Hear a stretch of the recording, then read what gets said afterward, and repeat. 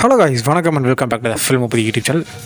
நம்ம ஏகே கடைசியாக நடித்த குட் பேட் அகலி படம் ரிலீஸ் ஆகி கிட்டத்தட்ட 2 மாதம் முடிய போகுது. ஆனால் இன்னுமே இவரோட அடுத்த படத்தை பற்றின அப்டேட்ஸோ டாக்ஸோ இன்னும் வராமல் இருக்குது சோஷியல் மீடியாவில். பட் அப்படி இருந்து கூட நம்ம ஏகே மூவி சைட்லேருந்து எந்த அப்டேட் வராமல் இருந்தாலும் கூட தன்னோட ஃபேன்ஸை எப்போவுமே என்கேஜிங்காக வச்சுக்கணும் அப்படின்ற நோக்கத்தில் பேக் டு பேக் தன்னோட ரேசிங் சம்மந்தப்பட்ட அப்டேட்ஸை பார்த்தீங்கன்னா சுரேஷ் சந்திர அவர்கள் மூலயமா சோஷியல் மீடியாவில் வெளியிட்டு வராரு. இதனாலேயே நிறைய ஏகே ஃபேன்ஸ் அவ்வளோதான், இனிமேல் ஏகே படமே நடிக்க போதில்ல, ஃபுல் அண்ட் ஃபுல் ரேசிங்லேயே இருக்க போகிறார் அப்படின்னு சொல்லிட்டு நிறைய பேர் நினச்சிக்கிட்டு இருக்கிறாங்க. ஆனால் AK-64 படத்தை ப்ரொடியூஸ் பண்ணுறதுக்காகவும் அதை வாங்கி டிஸ்ட்ரிபியூட் பண்ணுறதுக்காகவும் பல முன்னணி நிறுவனங்கள் பார்த்தீங்கன்னா சட்டை பேண்ட் கிளியர் அளவுக்கு இப்போ சண்டை போட்டுட்டு இருக்காங்க.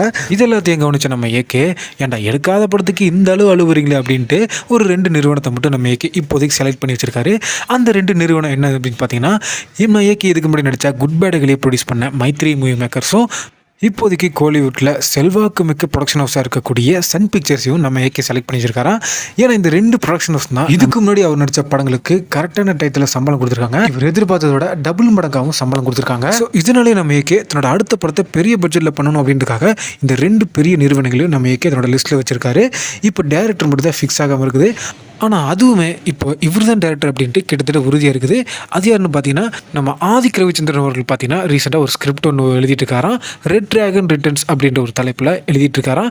இந்த தலைப்பை கேட்டவுடனே நிறைய பேர் குட் பேட் அகலியோட செகண்ட் பார்ட் தான் அப்படின்ட்டு ஒரு சில மூவி டேக்கர்ஸ் எல்லாம் சொல்லிட்டு இருக்காங்க. பட் இது பட் 100% உறுதியாச்சுன்னா நம்ம ஏகே ஃபேன்ஸை கையிலே பிடிக்க முடியாது, அந்த அளவுக்கு கொண்டாடி தீர்த்துருவாங்க.